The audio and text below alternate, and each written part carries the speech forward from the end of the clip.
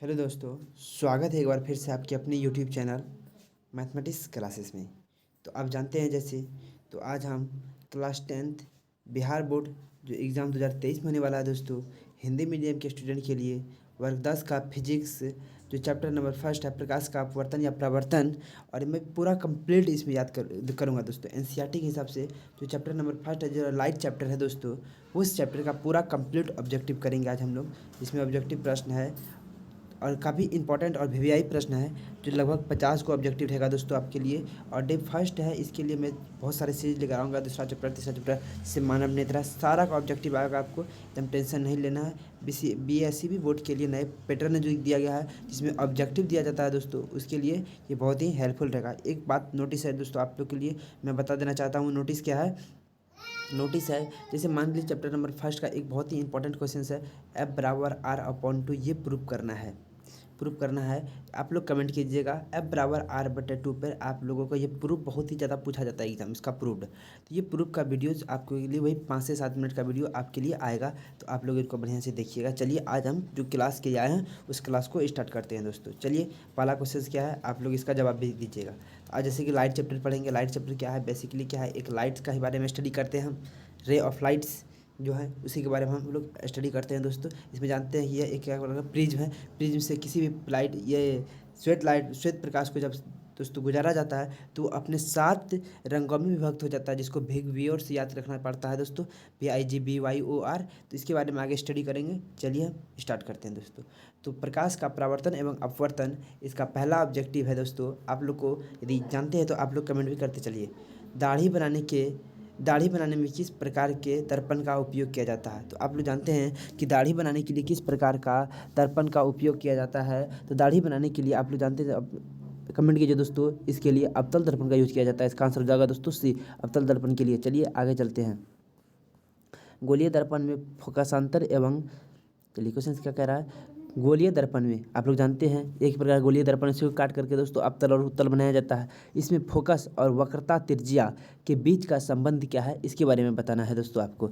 वक्रता त्रिज्या के बारे में बताना है, इसके बीच का जो रिलेशन आप लोग पढ़े होंगे वही जो शुरू में बोले दोस्तों आपको, एफ बराबर आर बटे टू, इसी के बारे में दोस्तों आपको बोलना है। तो एफ बराबर आर बटे टू होता है। ये आर क्या है, ये है रेडियस, ये है वक्रता त्रिज्या, और ये है दोस्तों फोकसांतर, फोकस, ये बेसिकली फोकस है दोस्तों, और ये है दोस्तों रेडियस।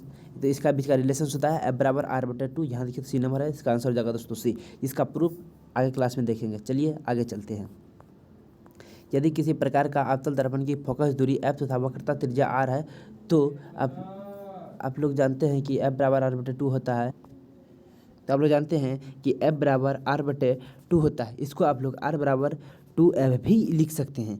तो इसमें देखिए एफ बराबर आर बटे टू ये गलत है, एफ बराबर आर बटे टू ये सही है दोस्तों, ये भी गलत है और ये भी सही है, ये भी गलत है। तो इसका आंसर हो जाएगा दोस्तों ए नंबर। चलिए आगे चलते हैं, क्वेश्चन से रिपीट हो गया, कोई बात नहीं है। अवतल दर्पण से, चलिए 4 नंबर क्वेश्चन क्या कह रहा है कि अवतल दर्पण से परावर्तन के बाद किरण किस बिंदु से होकर गुजरती है।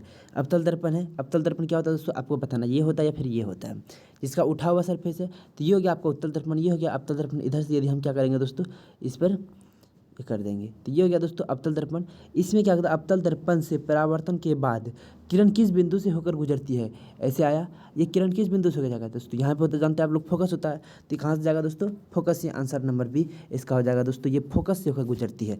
चलिए आगे चलते हैं। आप लोग इसका जब सब्जेक्टिव क्लास कीजिएगा तो कोई दिक्कत नहीं हो जाएगा। चलिए आगे चलते, चलिए 5 मिनट का आंसर दे जाइए आप लोग। किस दर्पण से वस्तु को कहीं भी रखने से वस्तु के बराबर आकार का सीधा प्रतिबिंब बनता है, उस दर्पण का नाम बताना है। आपको जानते हैं कि समतल दर्पण होता है, आप कहीं भी रखिएगा, मान लीजिए अगर यहाँ रखिएगा तो इतना ही दूरी पे दोस्तों आपको यहाँ पे भी एक प्रकार का इमेज बनेगा। ये इमेज हो जाएगा दोस्तों आई डैश, अगर ये इमेज आई है तो यहाँ भी आई डैश बनेगा। तो आप लोग जानते हैं कि समतल दर्पण हो जाएगा, इसका आंसर सी हो जाएगा दोस्तों, समतल दर्पण। ये किस प्रकार का दर्पण है दोस्तों, समतल दर्पण। इधर से इस पर पॉइंट पेंट किया गया था। चलिए आगे चलते हैं। प्रकाश के अपवर्तन के कितने नियम है, प्रकाश के अपवर्तन के नियम क्या कहा है, प्रकाश के अपवर्तन के कितने नियम है? आप जानते हैं 2 नियम है। लॉ ऑफ इलेक्ट्रिक्स का कितना है दोस्तों, 2 है। क्या कहता है, पहला लॉ और दूसरा आपको बताना है। पहला लॉ कहता है जिसमें आएगा और उतना ही एंगल पे निकल जाएगा। चलिए आगे चलते हैं। 2 लॉ है। प्रकाश का वर्ण विक्षेपण किस उपकरण से संभव है, प्रकाश का वर्ण विक्षेपण, आपको इसका आंसर देना, बहुत अच्छा क्वेश्चन है। चलिए, प्रकाश का वर्ण विक्षेपण किस उपकरण से संभव है? तो आप लोग जानते हैं प्रिज्म, पहले में पढ़ा है दोस्तों। प्रिज्म इस प्रकार का है और इसी प्रकार से प्रकाश का वर्ण विक्षेपण का मतलब प्रकाश 7 कलर में कब डिवाइड हो जाएगा, तो वो एक प्रिज्म से होता है। इसको कहते हैं दोस्तों प्रिज्म, और इसी प्रिज्म से ये प्रकाश क्या करता है कि अपने 7 रंगों में विभक्त हो जाती है, उसी को कहते हैं दोस्तों वर्ण विक्षेपण। इसका आंसर हो जाएगा प्रिज्म, आंसर नंबर सी। चलिए आगे चलते हैं, इसका आंसर हो जाएगा प्रिज्म। किसी गोलीय दर्पण की वक्रता त्रिज्या 50 है तो उसकी फोकस दूरी क्या होगी? ये एक प्रकार का मैथमेटिकल क्वेश्चन है, एग्जाम में बहुत ज़्यादा पूछा भी जाता है, कभी कभी नहीं भी पूछा जाता।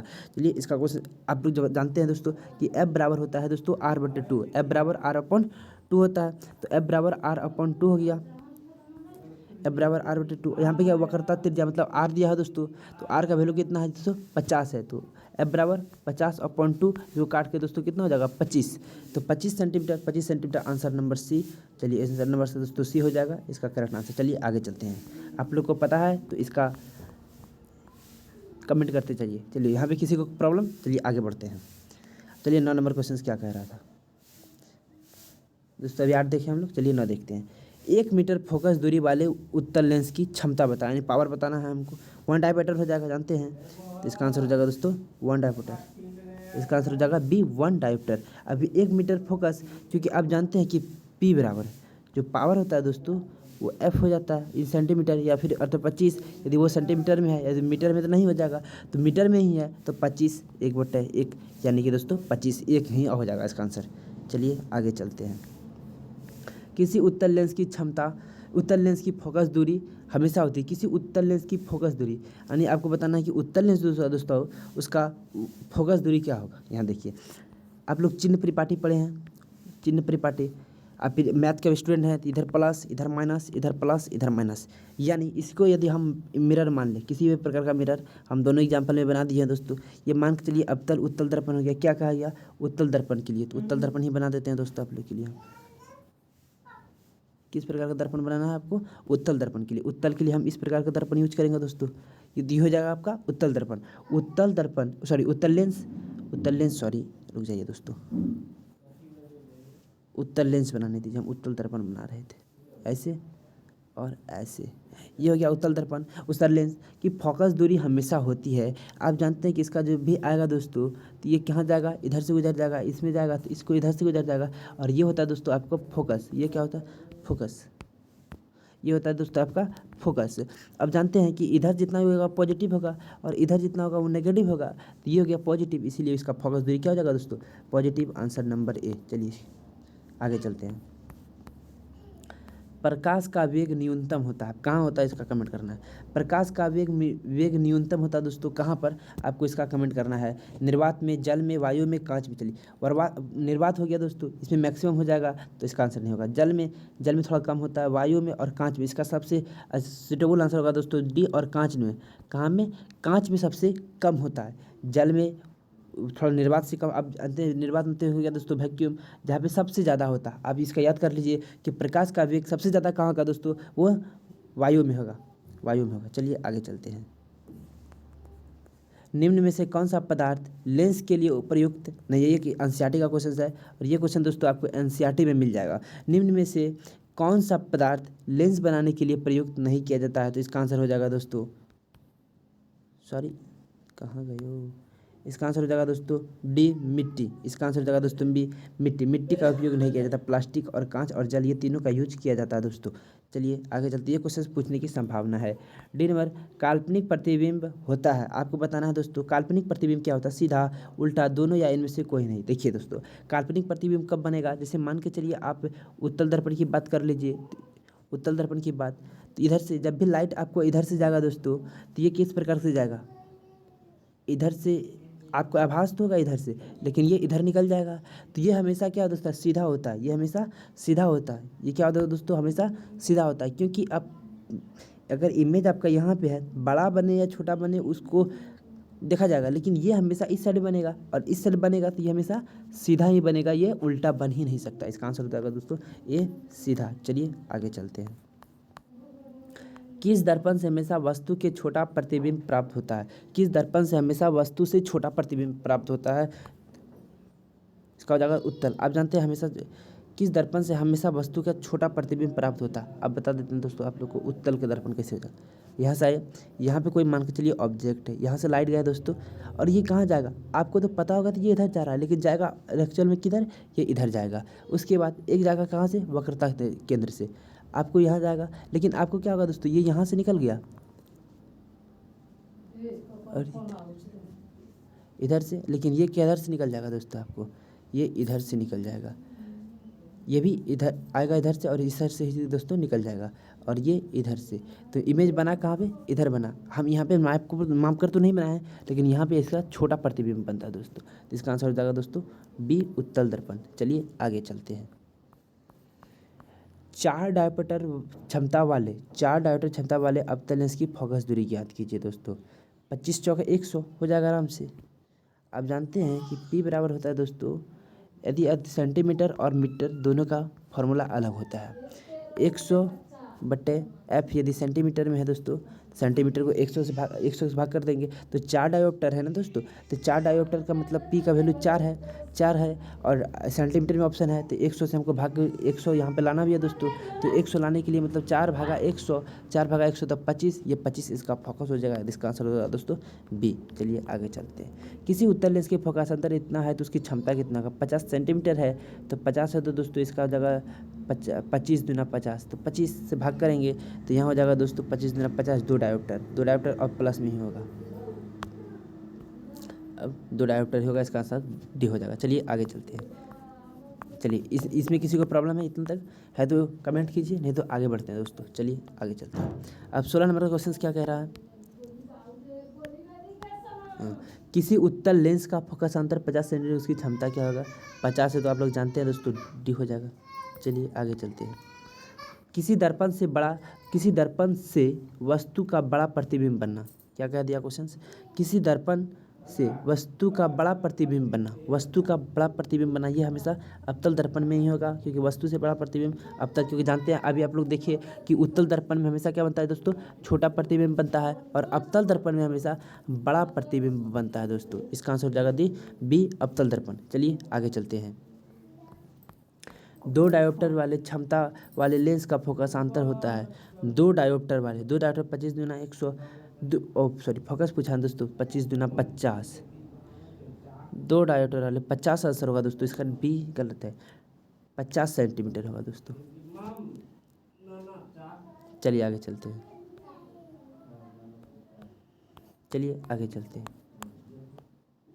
18 बाद 19। चलिए 19 नंबर क्वेश्चन क्या कह रहा है दोस्तों, प्रकाश के परावर्तन के कितने नियम हैं। प्रकाश के परावर्तन के आप लोग जानते हैं 2 नियम हैं। चलिए आगे चलते हैं। समतल दर्पण द्वारा बना प्रतिबिंब होता है। समतल दर्पण द्वारा बना प्रतिबिंब होता है। इसका आंसर बताना है कि समतल दर्पण जो होता है दोस्तों, वो हमेशा क्या बनाएगा, सीधा बनाएगा, और हमेशा काल्पनिक बनाएगा दोस्तों। आंसर हो जाएगा बी, काल्पनिक। चलिए ऑप्शन आगे चलते हैं। 20 के बाद 21 नंबर, जब प्रकाश की किरण हवा से कांच में प्रवेश करती है तो मुड़ जाती है, वो क्यों, और अभिलंब से दूर जाती है निकट आती है, इसके बारे में बताना है। चलिए देखिए, इसका मैं कंसेप्ट क्लियर कर रहा हूँ आपको। ये मान के चलिए आपका हो गया, जब प्रकाश की किरण हवा, ये मान के चलिए हवा हो गया, इधर मान के चलिए वैक्यूम हो गया, और इधर कांच में, और नीचे मान के चलिए दोस्तों आपका कांच हो गया। नीचे में क्या है, कांच, ऊपर वैक्यूम हवा है। ठीक, अब ये इस प्रकार का है, ये रेरर मीडियम हो गया, और ये प्रकार का डेंसर मीडियम हो गया। डेंसर मीडियम, अब जानते हैं यहाँ पे क्या होता है दोस्तों, नॉर्मल आता है, और नॉर्मल से जब भी रेरर से डेंसर आएगा, ये अभिलंब की ओर मुड़ जाएगा, यानी इसका निकट आ जाएगा, तो अभिलंब के निकट आंसर नंबर बी, इसका प्रॉपर आंसर दोस्तों अभिलंब के निकट हो जाएगा। चलिए आ जाते हैं, और यहीं पे एक कंसेप्ट क्लियर कर लीजिए दोस्तों आप लोग, कि जब भी वो अभिलंब से दूर जाएगा, कब, किस कंडीशंस में आपको अभिलंब से दूर जाएगा। मान के लिए वैक्यूम हो गया, और ये कांच हो गया मान के चलिए, और ये आपका नॉर्मल हो गया। इस नॉर्मल से यदि लाइट इधर से आ रहा है, और ये मान के चलिए इधर से दूर हो गया, ये नॉर्मल से दूर हो गया, इसका मतलब डेंसर से वो रेरर जा रहा है, समझे, विरल से सघन जा रहा है। चलिए आगे चलते हैं। 22 नंबर, किसी दर्पण से आप चाहे कितनी ही दूर पर खड़े हो आपका प्रतिबिंब सदैव सीधा प्राप्त होता है। संभवतः वह दर्पण क्या है, वह समतल भी हो सकता है और उत्तल दर्पण दोनों हो सकता है दोस्तों, क्योंकि आप लोग जानते हैं कि इस प्रकार का ये एक समतल दर्पण है दोस्तों, और ये समतल दर्पण में हमेशा प्रतिबिंब सीधा ही प्राप्त होता है। दर्पण में आप चाहे कितनी ही दूर पर है, प्रतिबिंब हमेशा सदैव सीधा प्राप्त होता है, तो ये सीधा हो जाएगा। और संभवतः दर्पण है, संभवतः किसी किसी केस में उत्तल दर्पण में भी हो जाता है दोस्तों सीधा, तो इसीलिए इसका आंसर दोनों हो जाएगा, उत्तल और अवतल दोनों। तो इसका आंसर हो जाएगा दोस्तों बी, या तो समतल और या तो उत्तल, इसका आंसर हो जाएगा दोस्तों बी। चलिए आगे चलते हैं। फोटोग्राफी कैमरा का अभिदृशक होता है, मतलब देखने वाला क्या होता है दोस्तों, तो आप लोग जानते हैं कि फोटोग्राफी में उत्तल लेंस का प्रयोग किया जाता है, तो इसका आंसर होता है दोस्तों ए, उत्तल लेंस, इसमें लेंस का प्रयोग होता है। चलिए आगे चलते हैं, ये इंपॉर्टेंट क्वेश्चन है। चलिए आगे चलते हैं। 24 नंबर, आइए हम लोग 23 नंबर देखें। 24 नंबर क्या कह रहा है क्वेश्चन, आप लोग देखिए ध्यान से। साइड मिरर के रूप में किसका होता है, साइड मिरर का जानते हैं दोस्तों उत्तल दर्पण होता है। अब देखिए उत्तल दर्पण हमेशा क्या करेगा दोस्तों, साइड मिरर के रूप में जो देखने के लिए उत्तल दर्पण हो जाता है, आंसर नंबर हो जाएगा बी। चलिए आगे चलते हैं। एक अवतल दर्पण की फोकस दूरी 10 सेंटीमीटर, उसकी वक्रता त्रिज्या क्या होगी, ये यार एक ही क्वेश्चन को भिगा फिरा के फिर भी बताना दोस्तों आपको। एफ बराबर होता है दोस्तों R/2, क्या दिया है, फोकस दूरी 10 सेंटीमीटर, 10 दिया हुआ यहाँ पर, यानी हमको R पूछा है, तो R बराबर हो जाएगा दोस्तों 20 सेंटीमीटर, आंसर हो जाएगा बी 20 सेंटीमीटर। चलिए देखते हैं आंसर 5 कहाँ से। एक अवतल दर्पण की फोकस दूरी 10 सेंटीमीटर है, क्या दोस्तों फोकस दूरी है 10 सेंटीमीटर, फोकस दिया हुआ है 10 सेंटीमीटर, उसकी वक्रता त्रिज्या क्या होगा 10 दूना 20, आंसर बी यहाँ पे गलत है दोस्तों, आंसर नंबर बी हो जाएगा 20 सेंटीमीटर, क्योंकि वक्रता त्रिज्या पूछा है और वक्रता त्रिज्या R बराबर 2F हो जाता है दोस्तों, और R बराबर 2F हो जाता है, इसीलिए F में 2 से गुना हो जाएगा, 10 दूना 20, तो 20 सेंटीमीटर, इसीलिए ये 20 सेंटीमीटर मान के चलिए फोकस वक्रता त्रिज्या होगी, तो ना 2 से भाग करेंगे तो 10 सेंटीमीटर इसका फोकस हो जाएगा। चलिए आगे चलते हैं, इसका आंसर हो जाएगा दोस्तों बी। किसी माध्यम के अपवर्तनांक म्यू का मान है, किसी माध्यम के अपवर्तनांक म्यू का मान है, आपको बताना है कि म्यू बराबर क्या होता है, sine I upon sine R होता है, सनेल का लॉ से sine I upon sine R, तो इसका आंसर हो जाएगा sine I upon sine R, answer number B sine I upon sine R. अब आई और आर के बारे में थोड़ा सा बता देते हैं दोस्तों आपको कि आई और आर क्या है दोस्तों, ये आई और आर क्या है, आई है एंगल ऑफ इंसिडेंट और आर है दोस्तों आपका वो एंगल ऑफ रिफ्लेक्ट, मान के चलिए ये हो गया, और यहाँ से और यहाँ से, तो ये एंगल जो आया दोस्तों ये हो जाएगा आई, और जिस एंगल से निकला वो हो जाएगा आर, मतलब एंगल ऑफ इंसिडेंट और एंगल ऑफ रिफ्लेक्शंस। चलिए आगे चलते हैं। 27 नंबर क्वेश्चन क्या कह रहा है, निर्गत किरण एवं अभिलंब के बीच के कोण के क्या कहते हैं, निर्गत किरण, निर्गत मतलब आने वाली किरण, ये मान के चलिए, तो इधर से आया और ये अभिलंब, इसके बीच के एंगल को क्या कहते हैं दोस्तों, सॉरी लगता थोड़ा हम यहाँ पे गलती बता दिए दोस्तों आप लोग को, यहाँ देखिए ये अभिलंब हो जाएगा, सॉरी थोड़ा सा देखिए यहाँ पर, यहाँ देखिए क्या कह रहा था, और ये नॉर्मल है, और यहाँ से निकलने में दोस्तों, और यहाँ से निकलने में थोड़ा टाइम लगेगा आपको, यहाँ देखिए साइन ये आई हो जाएगा और ये आर हो जाएगा, ये आई और ये आर, ये नहीं इसके कंसिडर नहीं, ये कंसिडर किया जाता है, एंगल जो है ना हमेशा वो अभिलंब से बनाया जाएगा आपको। चलिए यहाँ पे आते हैं,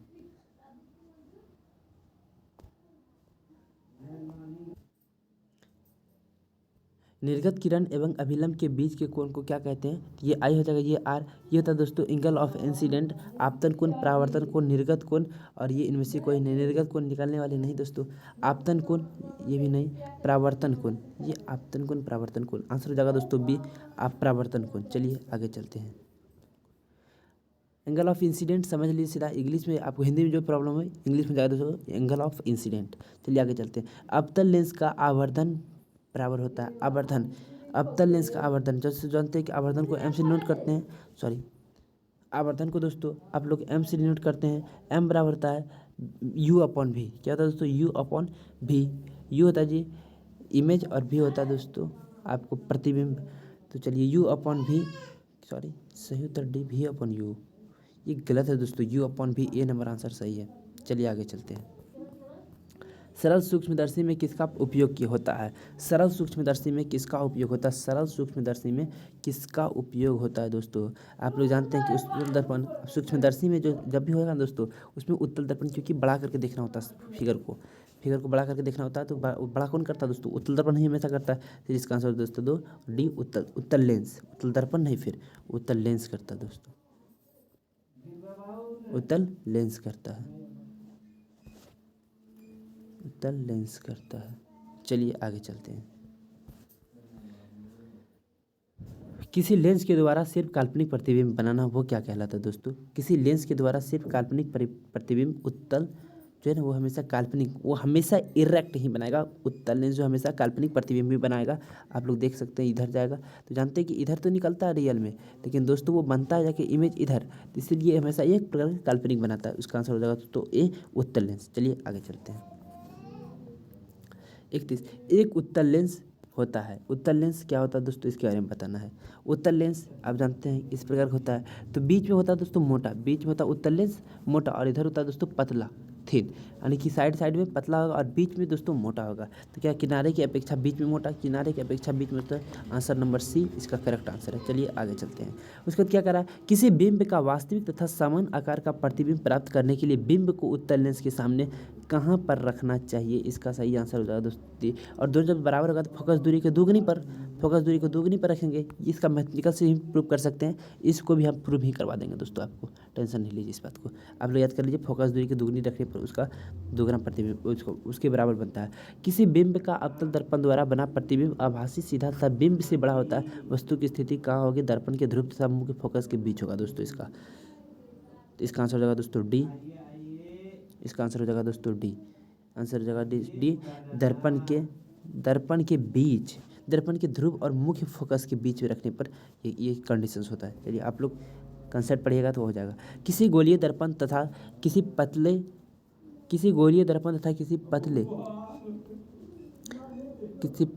पतले गोलीय लेंस दोनों की फोकस दूरी दर्पण और लेंस में है, तो दोनों अवतल होगा दोस्तों।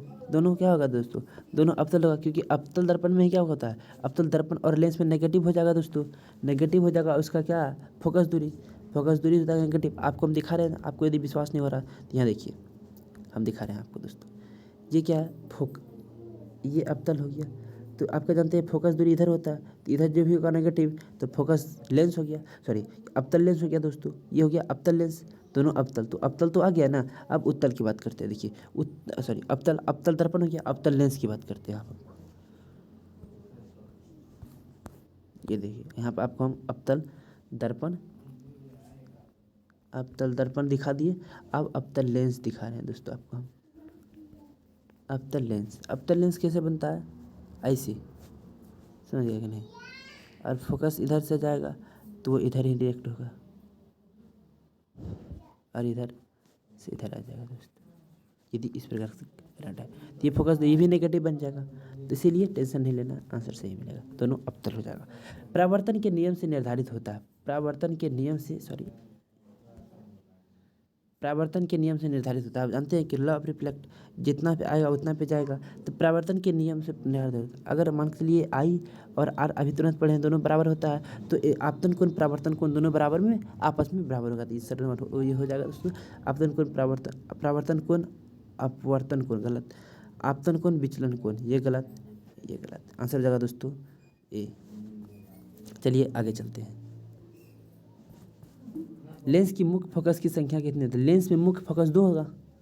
क्या होगा, कितना होगा दोस्तों, 2 होगा। आप जानते हैं कि लेंस जब भी बनेगा, मान के लिए उत्तल, ये कौन सा लेंस हो गया, उत्तल लेंस, और ये क्या होगा दोस्तों आपको, ये हो गया अवतल लेंस, ये उत्तल लेंस अवतल लेंस, इधर भी एक फोकस हो जाएगा। अगर इसको कंप्लीट करेंगे और इसको कंप्लीट करेंगे तो इधर भी एक फोकस, इसीलिए लेंस में हमेशा दोस्तों 2 फोकस होता है, लेंस में 2 फोकस होता है दोस्तों, तो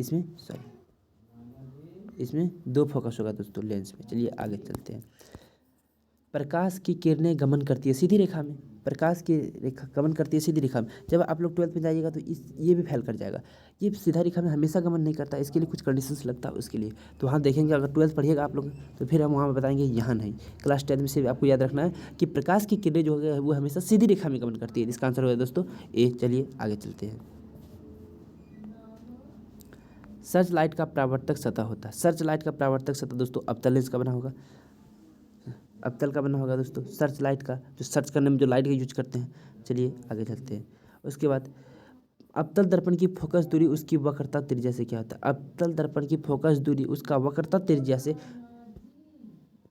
अवतल दर्पण, सॉरी ये हो गया अवतल दर्पण दोस्तों, ये हो गया अवतल दर्पण। अब अवतल दर्पण की फोकस दूरी हो गया वक्रता की आधी होती है, अब बराबर बटे 2। फोकस दूरी जो है वो वक्रता की आधी हुई दोस्तों, इसीलिए इसका आंसर हो जाएगा दोस्तों आधी, आंसर नंबर बी। चलिए आगे चलते हैं। किसी प्रकाश की एक किरण के माध्यम से दूसरे माध्यम में जाती है, वो अपने पूर्व पथ से विचलित हो जाती है, तो इसे कहते हैं प्रकाश का अपवर्तन। इसे कहते हैं दोस्तों प्रकाश का अपवर्तन,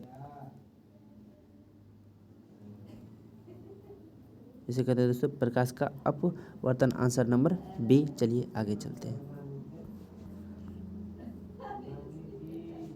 जब प्रकाश की एक किरण जब विरल माध्यम से सघन माध्यम की ओर जाती है तो क्या होता है, देखिए विरल और सघन, विरल से सघन मतलब रेरर से दोस्तों डेंसर, रेरर से डेंसर, तो रेरर से डेंसर हो जाएगा, ये रेरर मान के चलिए और ये डेंसर। अभी तुरंत बताएं, जब भी रेरर से डेंसर आएगा दोस्तों, नहीं पतला से मोटा जाएगा, वो अभिलंब से की ओर मुड़ जाएगा दोस्तों, अभिलंब की ओर मुड़ जाएगा, तो इसका आंसर हो जाएगा अभिलंब की ओर मुड़ जाएगा, इसका आंसर हो जाएगा दोस्तों डी। चलिए आगे चलते हैं।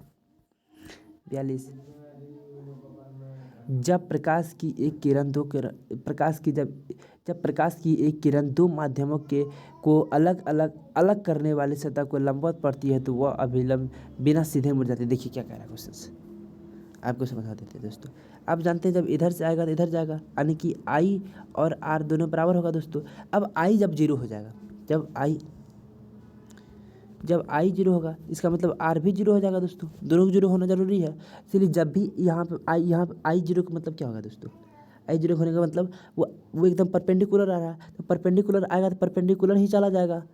पर समझे नहीं समझे, जब प्रकाश की एक किरण दो माध्यम को अलग करने वाली सतह पर लंबवत पड़ती है सरकार को, तो ये क्या हो जाएगा, दोनों फिर वही लंबवत ही निकल जाएगा वो। इसका आंसर होगा दोस्तों डी, वो बिना मुड़े सीधा निकल जाएगा, आंसर नंबर हो जाएगा दोस्तों बी। चलिए आगे चलते हैं। पानी से भरी बाल्टी की गहराई कम मालूम पड़ने का कारण प्रकाश का अपवर्तन दोस्तों, क्योंकि जानते हैं कि आप वहाँ दीजिएगा तो नीचे में मोटाई दिखा देगा आपको। अगर ये वाटर है दोस्तों तो यहाँ जाने का अभिलंब की ओर मुड़ जाएगा, तो वहाँ पे जो का पहले आपका नज़र पे आ जाएगा वो आपको मोटा दिखाने के कारण, और प्रकाश का अपवर्तन है दोस्तों, आंसर नंबर हो जाएगा बी। चलिए आगे चलते हैं। अब जब प्रकाश एक माध्यम से दूसरे माध्यम में जाता है तब अपवर्तन होता है, तो प्रकाश की चाल परिवर्तन होने के कारण, क्योंकि जानते हैं कि एक माध्यम से दूसरे माध्यम जाएगा तो हमेशा रेरर से डेंसर जाए या फिर डेंसर से रेरर जाए, तो वो प्रकाश की चाल में हमेशा परिवर्तन होगा दोस्तों। तो प्रकाश की चाल के परिवर्तन होने के कारण इस चीज़ का घटना घटता। चलिए आगे चलते हैं। 45 नंबर, सघन माध्यम से विरल माध्यम में प्रवेश कर आपतन कोण तथा प्रवर्तन कोण में क्या संबंध है। दोनों बराबर होते हैं, आपतन कोण बड़ा होता है, प्रवर्तन कोण बड़े होते हैं, तो इसका आंसर होगा दोस्तों दी आप सी, आपतन कोण बड़ा होता है। चलिए आगे चलते हैं। जब प्रकाश की किरण हवा से कांच के प्रिज्म की अपवर्तन सतह से होकर प्रवेश करती है, हुई दूसरी अपवर्तक सतह में होकर बाहर निकलती है, तब वो मुड़ जाती है प्रिज्म की आधार की ओर दोस्तों, वो मुड़ जाती है। आप लोग जानते हैं दोस्तों इसका आंसर हो जाएगा डी बी, प्रिज्म की ओर मुड़ जाती है। चलिए आगे चलते हैं। तो चलिए कितना क्वेश्चन करवाए आप लोग को लिस्ट दिखाते हैं दोस्तों। तो आज हम लोग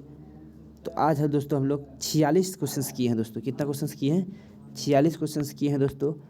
टोटल नंबर ऑफ क्वेश्चन 46 किए हैं। तो चलिए आज के लिए यहाँ तक। Thanks for watching and attending this sessions. मिलते हैं अगले वीडियो में। आप लोग जानते हैं जैसे कि फिजिक्स की ये ऑब्जेक्टिव ट्रिक स्टार्ट हुआ है दोस्तों, और आप लोग को इसका आनंद उठाना है और अच्छे से क्लास करना है। जहाँ डाउट होगा कमेंट कीजिए, कोई दिक्कत नहीं। चलिए okay, all the very best और हैव ए नाइस डे।